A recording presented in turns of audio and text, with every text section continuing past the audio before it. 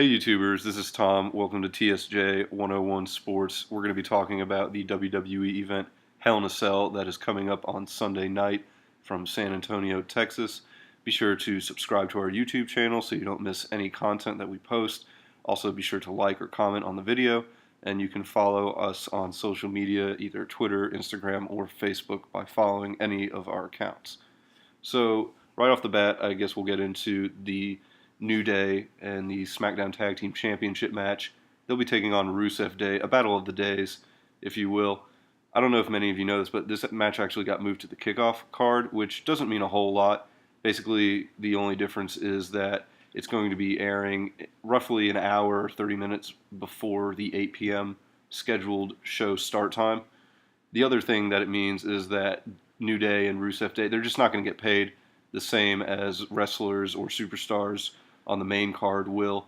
It has a lot to do with the DVD release, residuals, and royalty checks that go to the superstars. And the kickoff show, that's not on the DVD release or the Blu-ray release. And so just the payout for some of the wrestlers is a little bit different.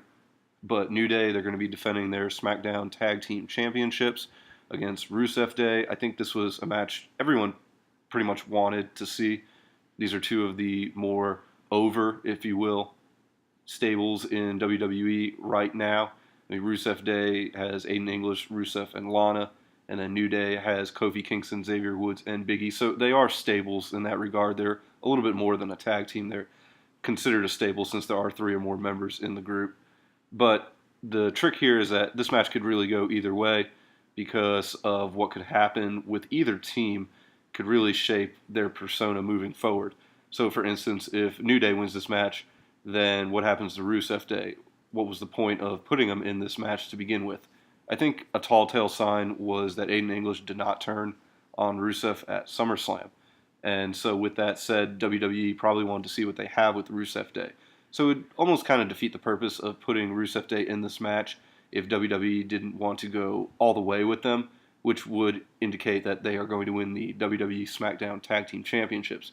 The only problem with that is that they have to beat New Day, who arguably makes more money for WWE than any other superstars in the business. I mean, their merchandise sales are off the charts. They come up with things almost monthly, it seems, like a new item that WWE can sell on their online store.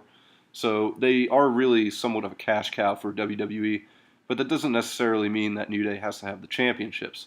But what that means is that if New Day were to lose the championships, they would, of course, get a rematch with Rusev Day for the titles. If a rivalry were to brew between these two tag teams, someone would have to turn heel. And I don't think WWE wants to go the route of turning New Day heel. They're not going to turn Rusev Day heel because, like we said, that is one of the more over acts right now, and WWE didn't break up Rusev Day, so they pretty much know the crowd likes Rusev Day, and that's the route they're going to go. So it'd be odd to see Rusev Day turn heel, but we did see Braun Strowman with a heel surprise move on Monday Night Raw, and so it's not out of the question to see Rusev Day possibly turn heel after this match, but it does seem that the winner of this match is going to change what fans perceive for one of these tag teams moving forward. And not to, knack on New Day being good guys, but they were great heels. Keep in mind that when New Day first formed, they were villains. And part of the reason why people love them so much is because they were great at being villains. So maybe WWE will go down that route and put New Day in a heel persona against Rusev Day. But, this match could go either way, and it could change these teams drastically moving forward. So this one's really tough to predict. It's really tough to predict for a kickoff match. But we'll play it safe. We'll go with New Day as the prediction. But don't be surprised if Rusev Day wins because, they're in this position because WWE wants to see what they have with Rusev Day, and going all the way with Rusev Day would indicate that they have the tag team titles. Another tag team title match is going to feature The Shield. Seth Rollins and Dean Ambrose, they will be taking on Drew McIntyre and Dolph Ziggler. We mentioned this a week ago, but Dolph Ziggler and Drew McIntyre winning the Raw Tag Team Championships, that was really just a desperate move to bolster the tag team division on Raw. It's pretty obvious that SmackDown is loaded with really good tag teams, the Usos, Sanity. We already talked about the tag team title match coming up. That's not even mentioning the Bar either. So, I mean, SmackDown's loaded with tag teams. Then you look at Raw, it's about the Revival and, the B team, and that's it. I know Matt Hardy and Bray Wyatt, they were a pretty good tag team that people enjoyed, but Matt Hardy is seriously injured right now, which is why you haven't seen he or Bray Wyatt on TV, and so that tag team is pretty much done for as far as the near future goes. We also saw Bobby Roode and Chad Gable team up on Raw, so WWE is doing a lot of desperate moves to bolster the tag team division, which also makes this match a little tough to predict. We're going to go with Drew McIntyre and Dolph Ziggler retaining, but there's not a lot of conviction in that, mainly because WWE loves Seth Rollins and the fans love Seth Rollins. So it's not out of the question to see that the Shield have all the titles by the end of the night. And for those of you that are saying that Seth Rollins won't win the tag team title because he already has the Intercontinental title, keep in mind Seth Rollins did win the United States Championship while he was the WWE Champion. So WWE has no problem putting two belts on Seth. They pretty much crowned him as one of the more accomplished superstars of this era. So, adding to his resume, WWE's not going to think twice about doing that. They'll pull the trigger on something like that. I think a lot of people are wondering what this match may imply for Dean Ambrose's possible heel turn in the future, so that's just something that we'll have to see. But for now, just focusing on this match, we're probably going to go with Dolph and Drew, but it's very possible that the Shield do end up winning the tag team titles. So the first two tag team matches that we mentioned, there's really no conviction in our picks. And then there's another tag team match, the mixed tag team match between The Miz and Maurice and Daniel Bryan and his wife Brie Bella. This, again, as stated earlier, is really just a match to add fuel to the fire of The Miz and Daniel Bryan's rivalry. This just kind of prolongs the story that WWE can use. It's almost like adding a chapter to a book. They're just adding the wives now becoming involved in their rivalry. But keep in mind that when this rivalry is all said and done, it will be Daniel Bryan versus The Miz one-on-one. I don't think we'll see any Brie Bella or Maurice at ringside for that matter. There's actually a long-standing rumor that The Miz and Daniel Bryan are going to be fighting at WrestleMania for the WWE Championship. I'm not sure how WWE would get there, but that is a possibility, and so something to keep an eye out for. Just keep in mind that this match, it doesn't really matter who wins or loses the match because it's really, like I said, just a chapter filler in a larger story between The Miz and Daniel Bryan. Moving over to the women's division now, Ronda Rousey, she's going to be defending the Raw Women's Championship against Alexa Bliss in her first title defense within the WWE.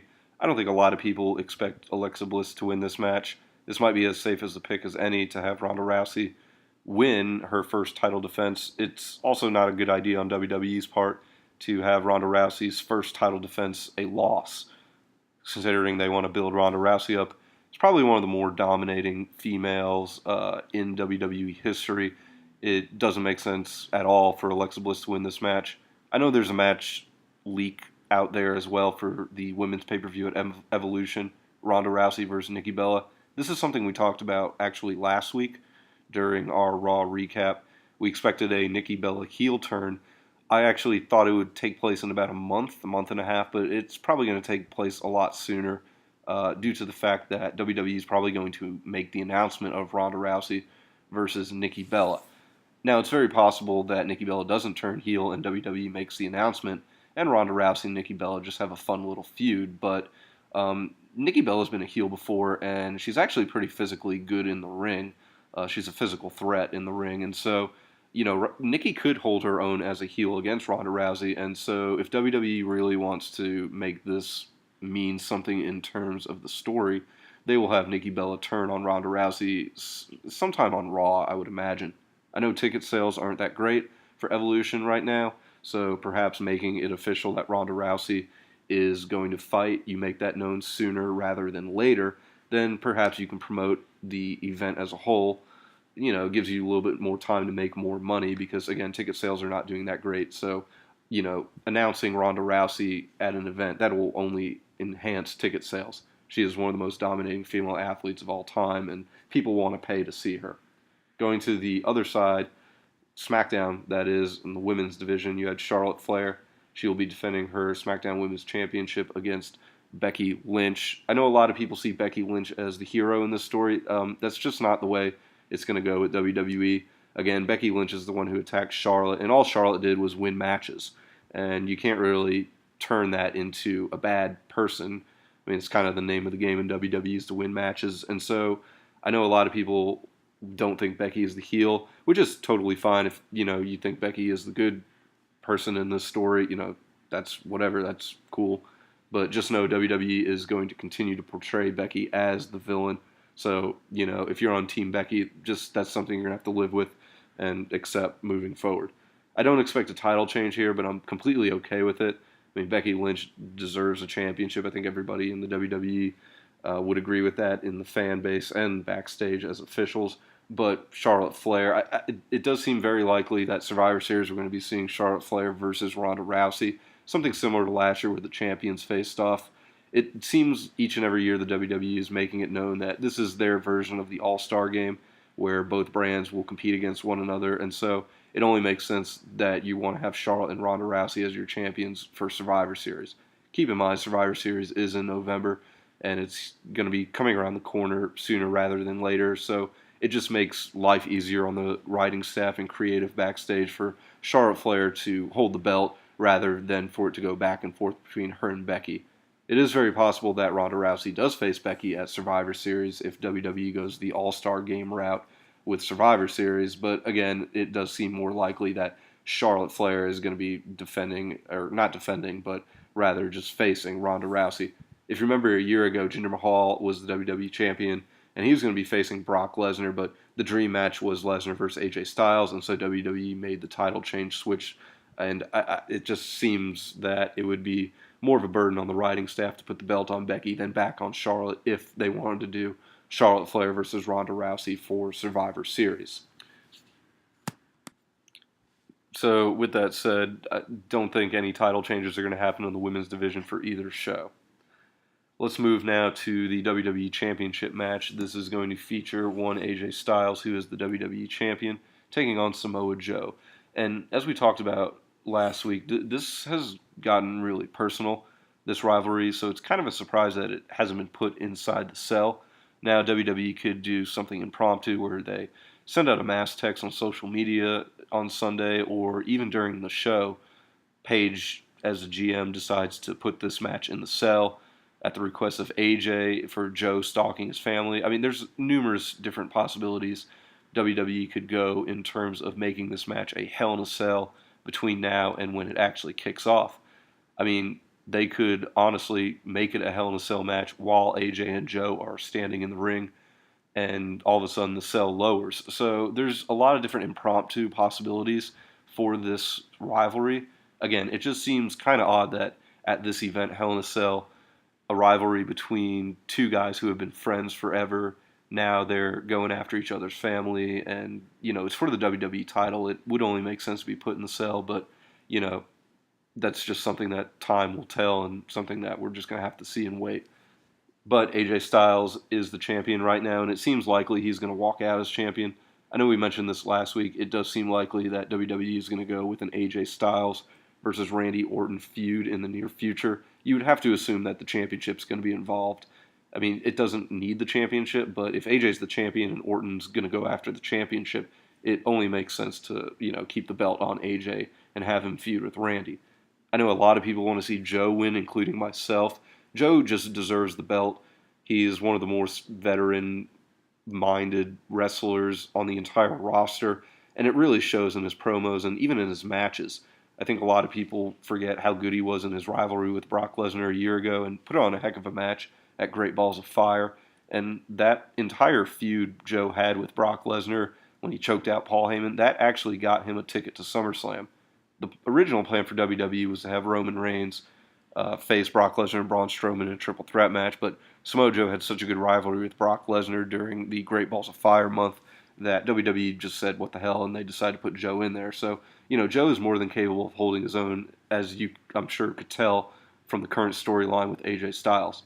So if you don't know, Joe is basically going around and stalking AJ's family, and normally we would pick Joe, or I would pick Joe in this situation, but it would be such a dark story if Joe were to win. I mean, the guy stalks the hero's family, calls out his wife and his, daughter. That's, really, really crazy. And so it would be a bit weird for the story to end with the villain winning. It'd be very dark. It is very possible Joe wins and then the rivalry continues and AJ gets his belt back. But again, I think WWE wants to go the route of Randy Orton versus AJ Styles. And so for that, we're going to go with AJ Styles. Speaking of Randy Orton, he will also be in a cell match along with Roman Reigns and Braun Strowman, but Randy Orton will probably be the first Hell in a Cell match, as Roman Reigns and Braun Strowman are probably going to be the main event. Randy Orton versus Jeff Hardy. Since we're picking Randy Orton to face AJ Styles for the WWE Championship later on, obviously we're picking him to win this match. Jeff Hardy, he's gone full-blown Willow. I think we stated that earlier this week. And this match is going to be really cool, and Jeff Hardy's going to do a lot of crazy things.